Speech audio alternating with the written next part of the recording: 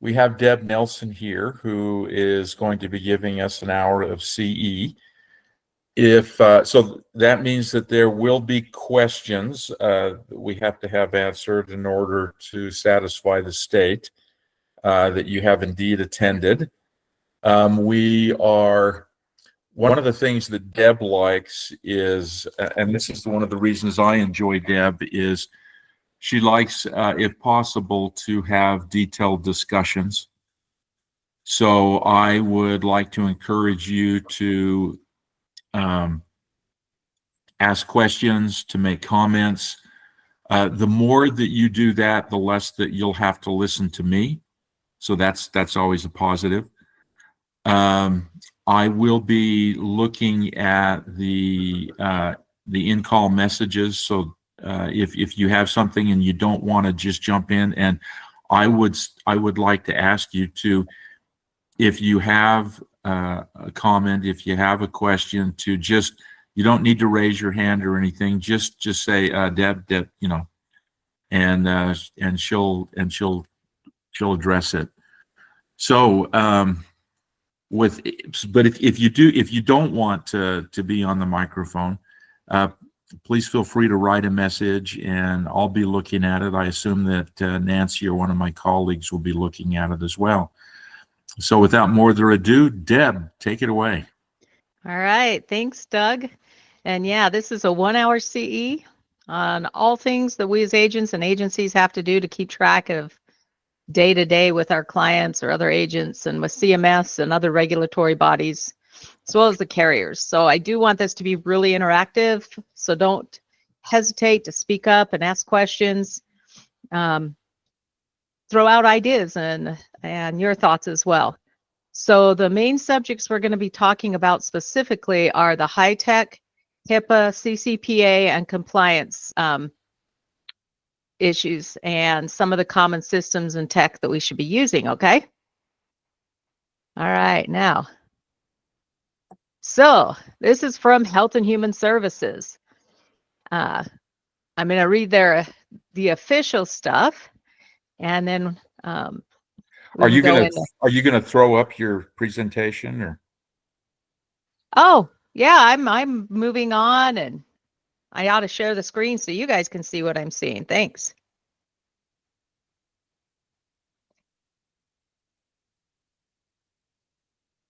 Okay. There we go. Now, I will. Okay, so how's that? So now we're seeing the health information technology, right? Yep, that's the one. Okay. So health IT involves the processing, storage, and exchange of health information in an electronic environment. Widespread use of health IT within healthcare industry will improve the quality of healthcare, prevent medical errors, reduce healthcare costs, increase administrative efficiencies, decrease paperwork, expand access to affordable healthcare, and that was why everything was updated. That was their hope. It is imperative that the privacy and security of electronic health information be secured, as this information is maintained and transmitted electronically. Okay, so main components of the legislation, and so you know, they are updating the cloud computing.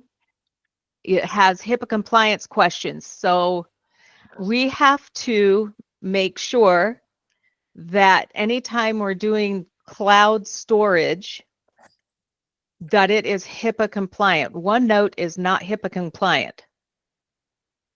Oh, the Microsoft product you're talking about. Yeah, OneNote has been deemed non-HIPAA compliant because there's no way to secure it. Oh. So when you are, storing in the clouds, doing different things like that, please make sure that they are on the list of HIPAA compliance. I know a lot of. How do you if you're an agent, how do you know which storage services are compliant? Ooh, great question. On the HHS website, let me pull this up here.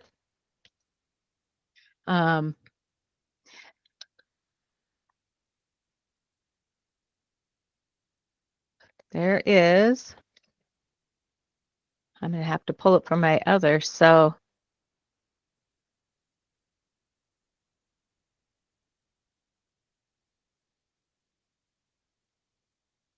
Whoop, back.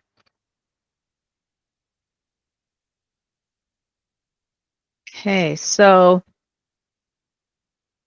one of the big things is they have to have encryption back and forth. They've kind of dropped an official list, but the most things they have to have, and we'll talk a little bit more about this, is a business associate agreement, the HIPAA security rule, where it whoever you store it to confirms that they're HIPAA compliant. It has to have increased encryption, access controls, audit logs, everything, so that they can go back if they need to and find who breached when it was transmitting. So with that, some of they have a, and I'm sure if you Googled, I'm looking for where my thing went, but it disappeared. Once you update your computer, things move, and I am one that where the little button is better not move, or it takes me a while to find it. You know, I understand that Medicare Center, which is a CRM that a lot of our agents use, I understand that's HIPAA compliant. Yeah, they'll usually like be all big about this is HIPAA compliant. Yeah, and I understand that Google Drive is compliant. As long as you have a BAA with Google, that is. Yes. Yes. You have to get the BAA with Google. Do you know about Microsoft OneDrive or Dropbox or any of the other ones? Off the top of your head, I'm just curious. I've heard that OneDrive is not, because they will not sign BAAs, and there's potentially some encryption issues. But the big one is they won't sign the BAAs and confirm that they're going to keep it private. Okay. What's a BAA? Great question. And we will go in through that, but it basically is a business agreement with the other party. So let's say there's two agents and you want to work on things together. You need a business agreement with each other signed, saying, I'm going to make sure to keep everything according to HIPAA, and the other party will as well. And we have some sample BAAs, and you can also pull them off of Health and Human Services website. And yes, your Google Workspace, all of them will sign BAAs. But if you're using like Health Sherpa, if you're using different softwares, those companies, you need to have BAAs confirming, it kind of covers your backside, confirming that you know they're going to keep on their end.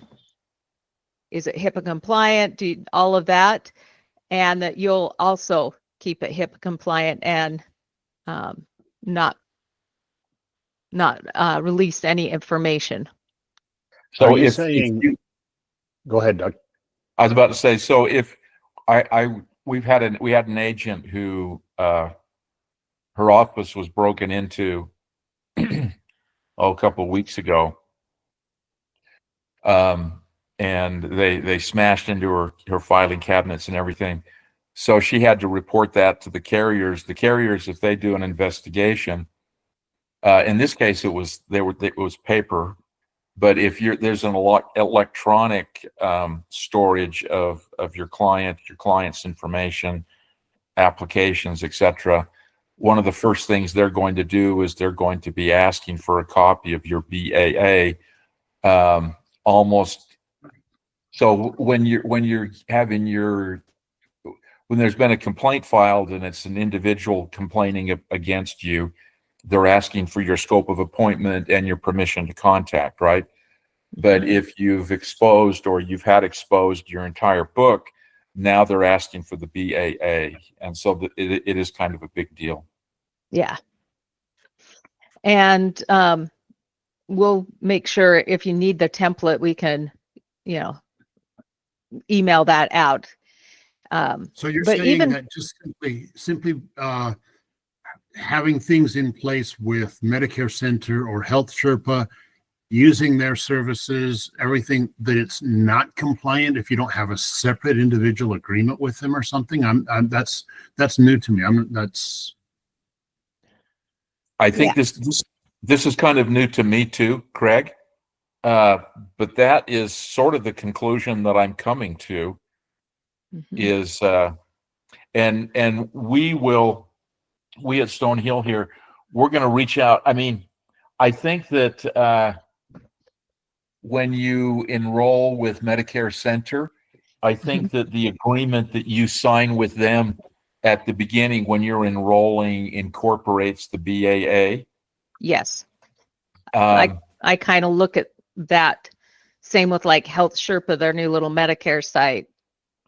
It incorporated the BAA. Exactly. But if you're enrolling with a company that does not specialize, like, and I'm going to Google Drive, then you need to have a copy of the BAA in order to use something that did not incorporate it into the enrollment agreement.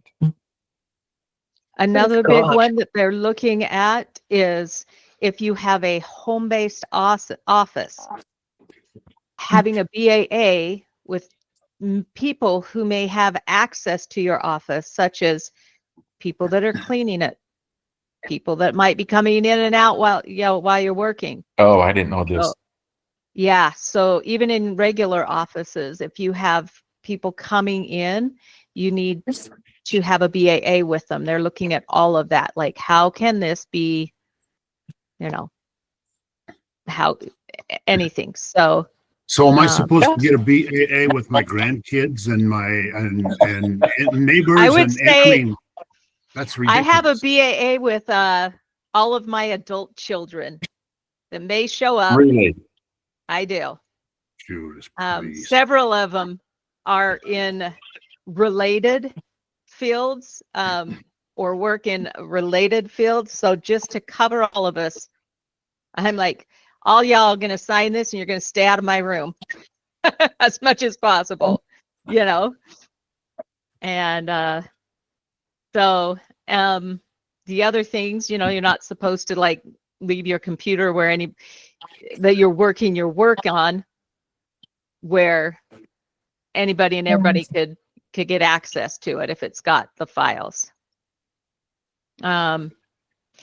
On HHS, they provide the guidance on HIPAA obligations during cloud-based communications. So the HIPAA compliance, Zoom and Google Meet do have BAAs.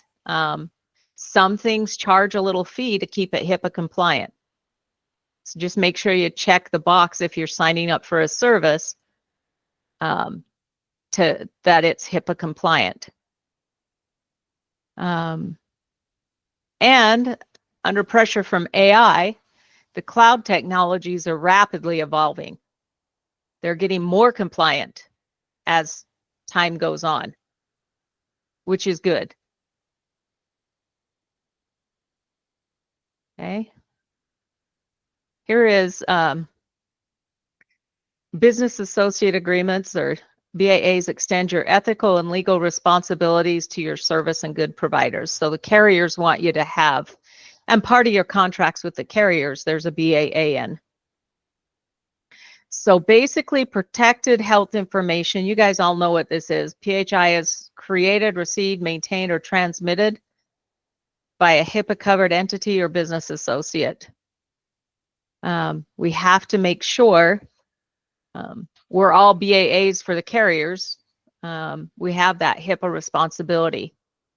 So we have to be cautious of how we handle, store, transmit info about our clients to the carriers. We also have to be careful about how we communicate with our clients and if their information is going to be compliantly stored. So like I said, if we use assistance or services, we need BAA agreements with each of them. And we also need to make sure information is encrypted and stored securely. As far as paper, they want to see that it's in a locked cabinet, in a locked room, in a locked area when you're not around. So, And this, so last year, and I think that if you attended any of the Pinnacles with us last year, we were following quite closely the Change Healthcare ransom, where the health information of over 100 million people was released into the wild. And so I think that we're going to see, by the way, so the Russian mafia were able to take that from the Change Healthcare subsidiary of United Healthcare. And I think that we're going to see even tighter regulations coming down the pike, because once again, if you're a government, you want to you want to clamp down on this stuff. So I think Craig, I was listening to the tone of your voice. I think we're going to see more stuff coming. yeah. Well, it's insane because it doesn't do anything. I agree. I mean, all of this, and I'm sorry, I'll shut up. You don't have to. I mean, it's just the insanity of so much redundant overkill, repetitive redundancy, and just stacking stuff on top of stuff on top of stuff on top of stuff, none of which makes any difference or has any impact of any kind. But I'll stop. Sorry. So United Healthcare did a remote check on me, checking out my encryption and all of that on my laptop. I don't know if others have had that, but I some guy had to give him access and get in there and look and make sure everything was as United Healthcare required to be in compliance with a bunch of this stuff. No, Nancy, I haven't heard this. So how did you confirm the guy was actually from United Healthcare? Well, I mean, it came through on the United Healthcare email something. I mean, it looked legit, and it was an appointment which I blew off. You know how I am, and I finally did agree to do it, and he I can't remember the details. I used to work in data security with IBM. I mean, I thought it was legit, and I did it. Yeah. And got an email back from him that sanctioned and said, you've passed our little goat rodeo. And also because I used to work in data protection with IBM, it wasn't a big deal because I wasn't out of compliance on this. I think there were one or two tiny little nits that I take care of. I've never heard the expression goat rodeo before. Yeah, well, I like it. anyway, I don't think there's an agent out there who does not want to be in compliance with United Healthcare in order to maintain their contracting. So you can I don't disagree with anything that Craig's saying, but I absolutely agree with Deb, and it's coming, and like it or not, if you want to be in this business, you're going to have to put up with it. So it's really a matter of whether or not you want to continue in business. You're right. This is go ahead. This is Cynthia, and I had that same audit. And they set a date in the future, and they send several emails. They send a test email. So, and I concur. It was. You can't trust anything you get anymore these days, but this was through the channels that we normally get. And they want to get into your computer. You have to give them access, and then they have like 4 or 5 categories that they need to check. And then you get a letter that says, yes, you've passed. Okay. So what are the 5 things they checked on you, and can I ask, and what were the measures that you had in place? Well, the encryption's a big deal. End-to-end encryption was one of the big deals. Password protected, 2-factor authentication. What computers you have. When you're accessing what you're accessing. I probably have a copy of what they asked in my records here, because I usually keep that stuff. So I'll look for that and I'll tell you more about it. But Yeah, I can forward you the email too. I'm sure I've got it, but it'd take me a bit to find it. Okay. I was wondering how thorough they were in following the HIPAA. So they're talking about encryption of the hard drive as well as encryption end-to-end during communication, and they're checking both those encryptions. Am I understanding correctly? yeah, I believe, again, these things. Well, it was mostly a I hardware check for your found it. PC. I found it. So it's password management and removal, media, antivirus and anti-malware, full disk encryption, and operating system updates. Those are the 5. Okay, reviews there you that got it then. I don't need to look for it. Okay. Yeah, No, yeah, but it was mostly integrity of the personal workstation. They were not checking end-to-end encryption on emails and stuff like that. I mean, Okay. that's another. for full disk encryption. Yeah. I'm not technical like you are, so any rate. And they wanted to know about my iPad as well as my desktop, so they had to look at those. Would I it can be take inappropriate to ask to get copies of that so that we all know exactly what they're looking for? If you could get that to Doug and he could get that up, I would personally appreciate seeing that. So would I. That would be very helpful for all of us. Okay. I can take a screenshot. Okay. Thank you. And I have no idea what their criteria were such that the 2 of us hit the jackpot. Well, and it sounds like they send a physical person to your place to look at this, right? Oh, no. No, it was you, over the phone. It was Okay. over the it's- phone.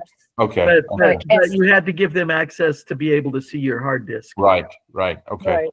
Right. Okay. And I believe that, I think from what I was told on it, it's like every 3 years, all of us have to go through this at least once. So I think it's just our names came up on the list.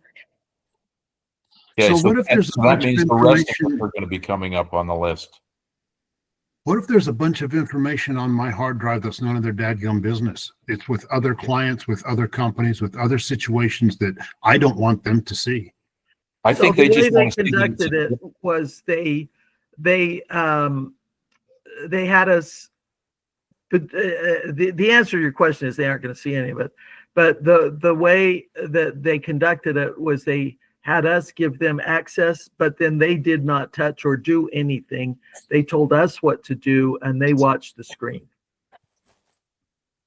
Okay. So Does they that just make sense? wanted to see that it was encrypted. They didn't want to see what was on the encrypted file. Well, I mean, I don't remember. Yeah. But it was only pertaining to security stuff that is of significance to them, right? Because I mean, like I said, haven't been in data security with IBM. I've always kind of been amazed at how non-compliant as an industry we are. And so they were very conscious of the potential breach of privacy going into somebody else's hard disk. So they didn't do that. They just said, we need to see, so you got to let us see, and here's the keys you need to hit so that we can see what we need to see. They were not poking around themselves. They just had visibility as they instructed us to poke around. But I Okay, thank you. understood that if you give them access, then they have the ability to copy any of your stuff where they can review it later offline. Well, I suppose they could. This is some techno geek who has a job that does not include being instructed to do that. I mean, you know, he's going to lose his job with United Healthcare if he does. I mean, again, I wasn't worried about. I just saw it, like I said, as a compliance goat rodeo.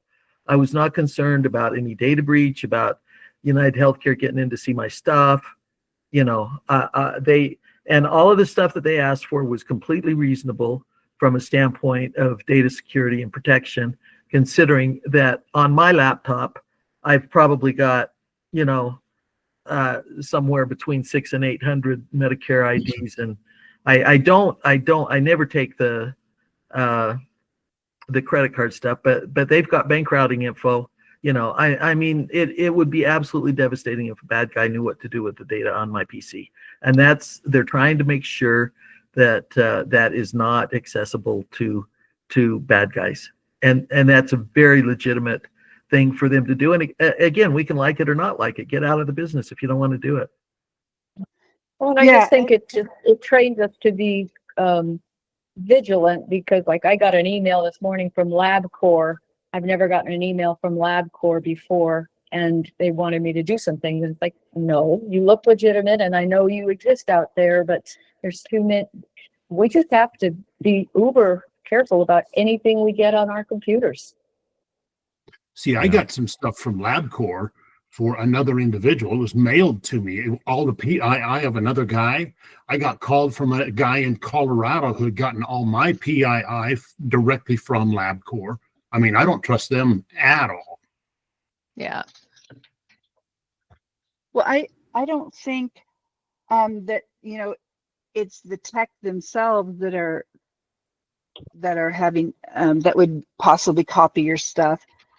I mean, obviously there's certain things, the protocols, but that doesn't mean those are always followed. And, you know, with all the issues I've had with my commissions over the years, I could see them coming back later and going, well, we saw this on your computer, and so this is the reason we can terminate, or I don't know. I know it sounds paranoid, but as far as I understood, if you give them access, then they literally can copy anything or all of it.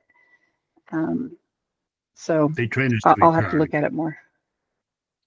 Yeah, it's a legitimate concern, but I did not feel at risk.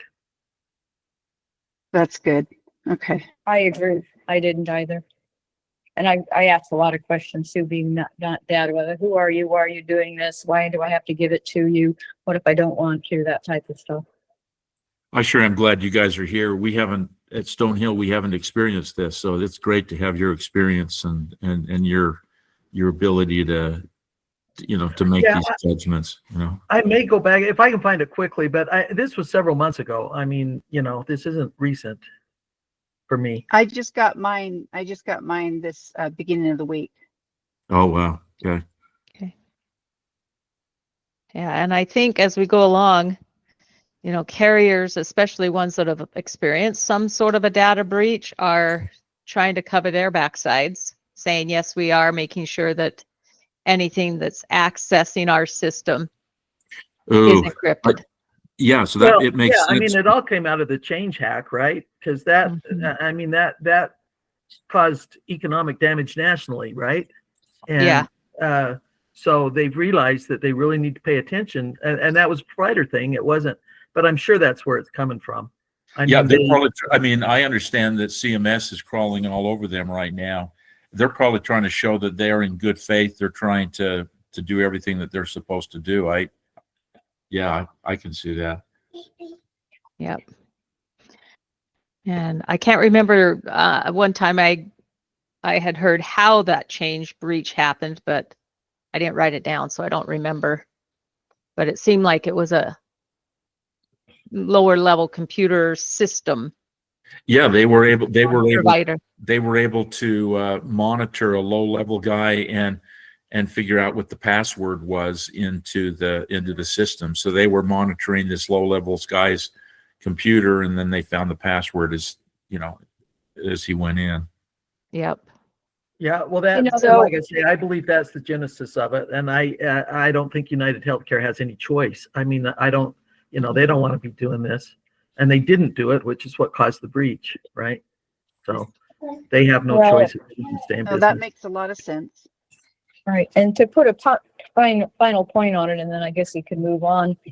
I probably am going to have credit monitoring for life. I was part of the original Social Security data breach with Experian. Lucky me. That was the federal government who leaked that. So no one's immune. I mean, it's Right. probably. Anyway, I'm logging off now.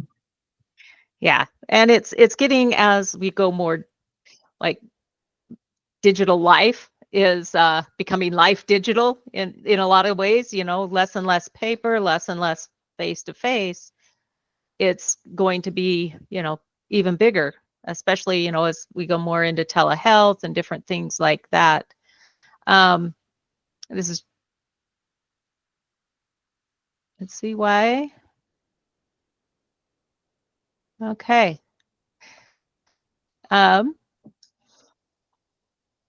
When we do AHIP and all the different ones, covered entity, they talk a lot about. You know, we have to realize, you know, the covered entity is a health plan, clearinghouse, healthcare provider. A business associate is an entity or person other than a member of the workforce of a covered entity that functions or activities on behalf of or provides certain services to a covered entity. So if you're not sure who to have it, who you got to have the BAA with, that's kind of their definition. If they perform functions or activities on behalf of or services.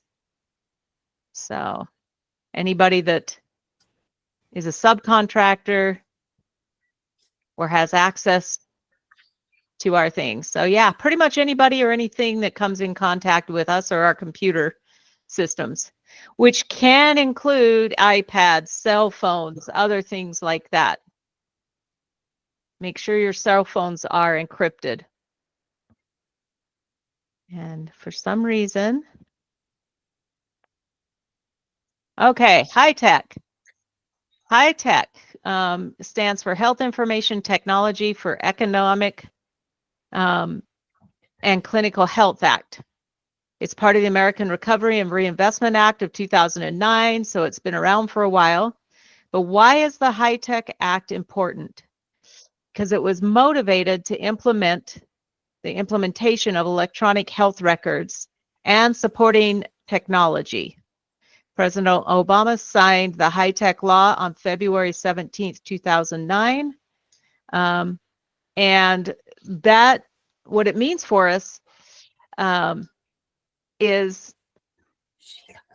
all of us have both HITECH and HIPAA responsibilities. So can we use cloud service to store or process electronic PHI? Yes, provided the covered entity or business associate enters into a HIPAA compliant business associate contract, BAA, with us. So that means the systems that we're using to track our clients, to email out, to text them, all of that needs both HIPAA and a BAA. Okay. Well, so Morgan, I don't know if you're listening to this. That means all of a sudden we need to get a BAA with current client and Yeah. SendGrid, and I don't think we have those things. Wow, So- Deb, I was you're- just thinking that, and I know I'm not Morgan, but I was just thinking that, Doug. yeah. Yeah, Thanks, yeah. Kirsten. Of course. I know for sure that Medicare Center now allows you to text and stuff your clients, and so it's all in one place. So that might be a good option if you're wanting to make sure that you're keeping all of your information good and safe and all all of your client information all in one place, Medicare Center is a good one for that, because I know that they make sure that they're compliant with all the things. Yeah, and they allowed like call recording and texting and all that jazz and emailing and all that stuff within their Yeah. platform. So Yeah. Thank you, Health Lori. and Human. Go ahead. Are we supposed to reach out to Apple and ask them if we can get a BAA with them? Most of the time, if you email over, they have a department. You just email it over and they somebody electronic sign stamp sends it back. It's almost like a DocuSign. But yes, Wow. Interesting. Okay. if Thank you are using your cell phone to process things, yes. No, well, I don't think so. My iPad, yes, but. Yeah. Okay. Do you need So- one for your iPad? Because I understood that each time I've talked to United over the years, when they found out I was doing my applications on my iPad, they didn't ask for any further information. It was only if I was doing it on my desktop or something other than an Apple product. Right, because Apple is so heavily encrypted. Right. That might be internally, some of us don't do Apple. Sorry. So I Right. don't. So if we're not using our phone to process applications and whatever like this, but our phone is synced to our computer, Mhm. does that? Make sure your phone's encrypted. Okay, I'm going to kind of show you. I go here. I have to put in not just a 4-letter thing, but an actual Are we password. supposed to be seeing something on the screen, Deb? Oh, She's just holding it up in I'm front of her just pulling face. it up in front of my face. And so Okay. then I type my magic words, which is a lot more than just the things. And then on my phone, how do I get this here? Okay. Oh, pull it back a little bit. Maybe. I'm not sure where my camera is. Oh, there it is. It's Okay. it's catching your Go in virtual the- background. Okay.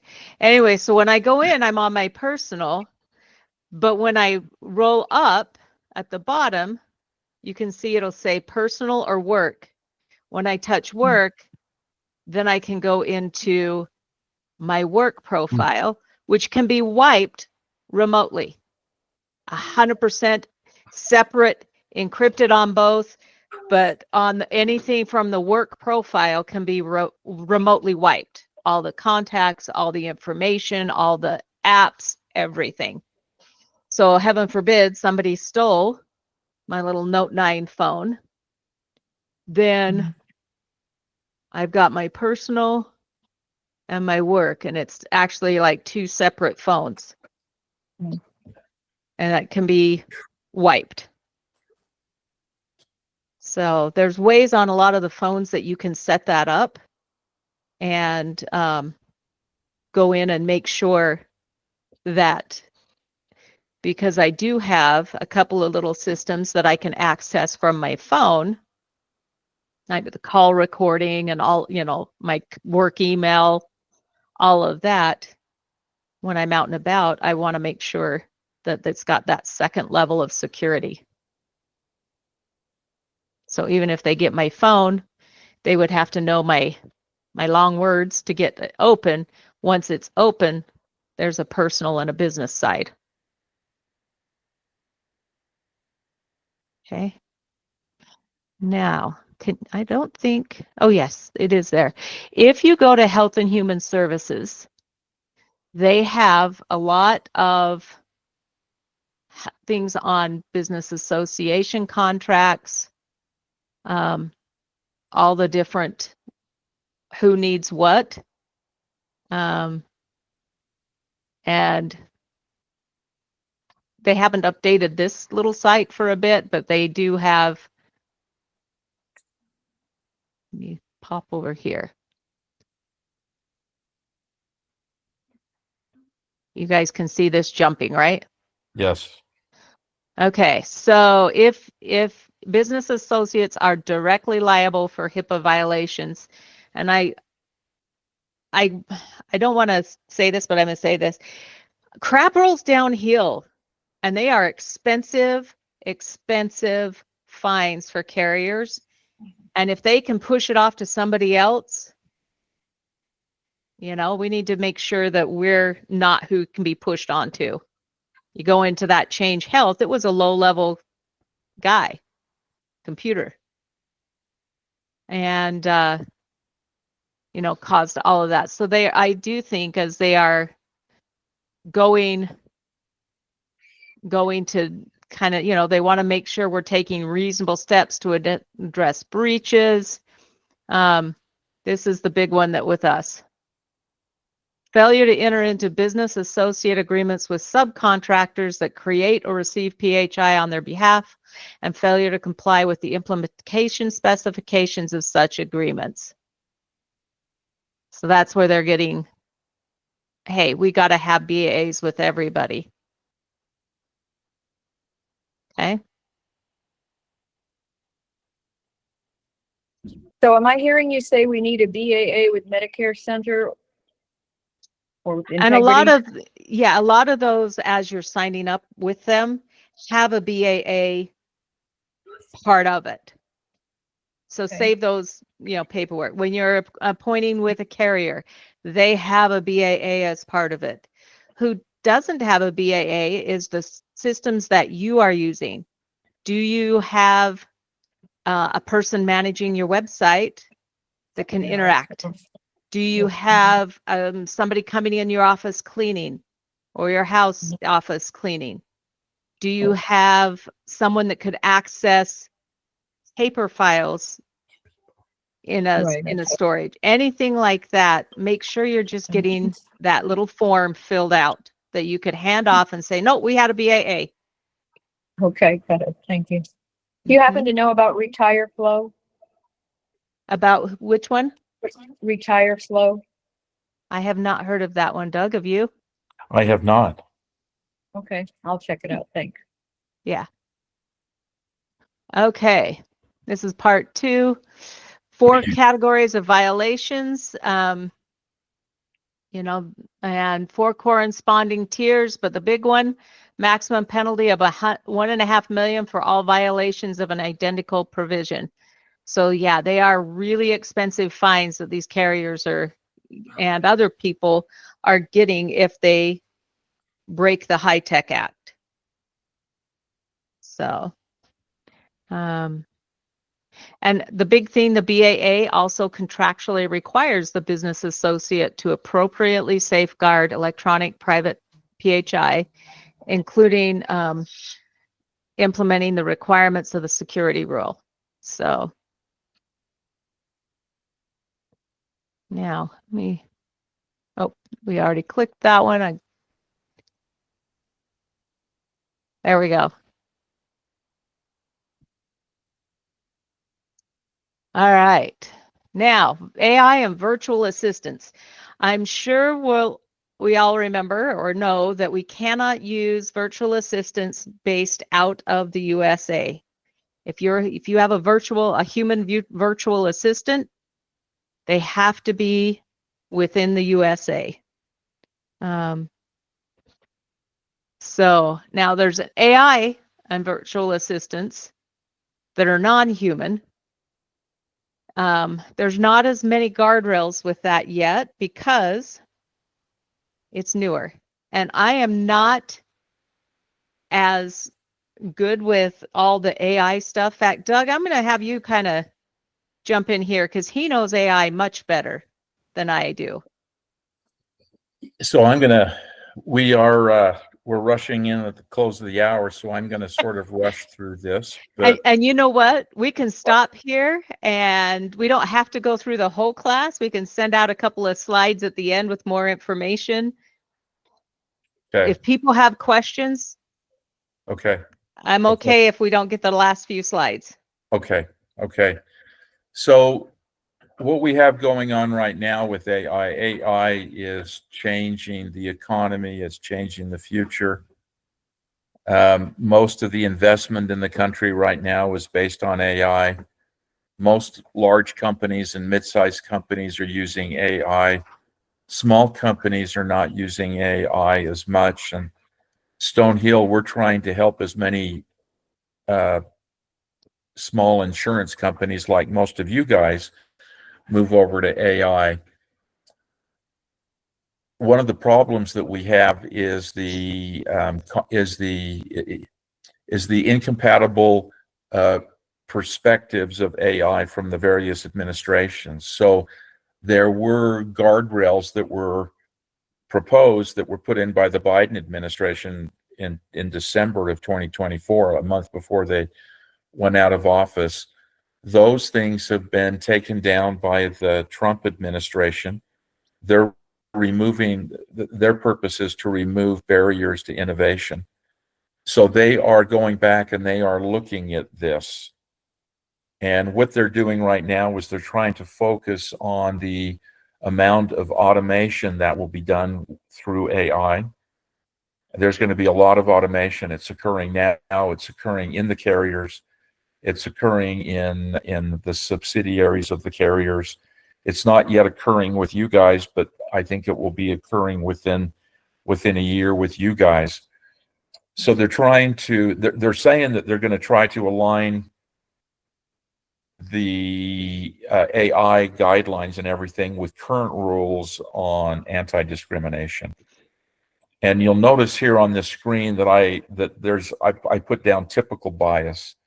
So this is your typical racial bias, gender bias, that type of stuff. They're also trying to use it to avoid what they're calling discriminatory bias. And you'll notice underneath that there's this thing called utilization management. The bias that I'm inferring is existing as CMS switches over from V24 to V28, the risk adjustment model, is that the bias that they're seeing in the insurance industry, the Medicare carriers, is a bias against adverse selection. So even though an insurance company, their primary focus is to try to avoid adverse selection, the government is trying to say, no, what we need to do is we need to take care of the health of everybody, including those who are sick. And so the way that we do that is we have you change how you're doing your coding and everything such that the government rewards the carrier, who rewards the provider for more sick people, more people who are acutely sick, than for the people who don't have health conditions. And that's the way the government's going to have a better handle on predicting costs in the future. Carriers are going to have better handles on predicting costs, though they're not supposed to do it so much except to pass it on to CMS and the providers too. So there's going to be a lot of stuff we believe coming out the payers, which is what the carriers are starting to call themselves. The payers report on the use of AI for prior authorization. Okay, so that was really fast. So basically it means the rules and regulations for AI are not going to be hitting us this year. So even if you're using AI right now, and Stonehill is using AI right now, and we'd be happy to show you guys how to use AI, we don't have a lot of guidelines or guardrails yet. This means that there's an opportunity for you guys. And the opportunity is that, so now I'm down to the third heading. So the discretionary marketing opportunities for you. Many of your clients, your book of business, is filled with people who have heard all sorts of bad things about AI. There is a 70% negativity bias. That means that 70 times out of 100, when people hear something, they're going to see the bad in it rather than see the good in it. And there is so much out there right now that people are predisposed to see the bad, but they're not predisposed in the way that we need them to be predisposed. I'm thinking about your book of business. That's what I mean by Bob, B-O-B. Scammers are becoming even more powerful with AI. They are able to imitate family members. They are able to imitate them with the sound of their voice, like on a phone call. They can imitate them in videos. And I don't know if you guys are seeing this, but I'm seeing it in my own life. I haven't been hacked, but almost all my banks are talking to me. Anytime I log into a banking site, they have a notification that comes up that tells me about the new scams. They're sending me emails about the scams. When I'm watching my YouTube videos trying to educate myself, I'm getting notifications from the state of Utah talking about scams. Scamming is becoming a really big thing. And it could be very helpful for Medicare agents, especially those who have taken time to establish relationships with their books of business, to reach out to their clients and to let them know about the deep fakes. Let them know, and here's something that would be, I believe, really good for you to pass on. And it's probably something that you already know. And it may be something that your clients already know, but my interpretation is that there is enough scamming that's going on that people are not doing this. If you receive notification through some channel of communication, a text message, email, across Facebook, however it is that you do it, what the scammers do is they pretend like they're offering jobs. They pretend like they're your bank. They pretend like they're the Social Security Administration. They pretend like they're your insurance carrier. They want you to respond to the notification that should scare you by going through the notification. But you never actually respond through the notification that you get. If you look at it, you decide that it has a possibility of being genuine, that the stakes are high enough that you need to respond to it, you don't respond through the text message or through the email or through the link that they send to you. You go to an independent source. You find the way to contact the company that says it's contacting you. You contact them and you find out if they are indeed contacting you. And then you work through that in a way that is independent of the message that you received.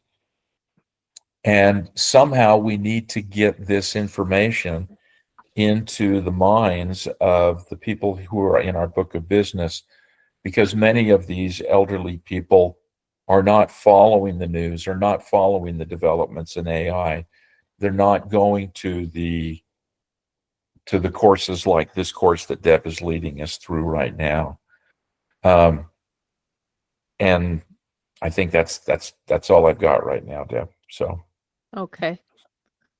I really appreciate this. I have another meeting I've got to get on in just a couple of minutes.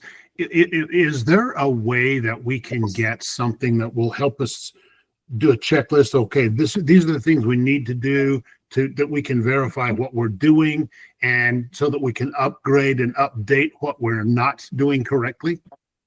If Stonehill could provide that, if that's available, you've gotten my attention that I obviously need to verify some things, so that would be very helpful. And how to get the sources we need if we are delinquent on something. Morgan, could you take on that? Could you take on that task? Yep, definitely. Thank you, Morgan. We would all really appreciate that. Yeah, no worries.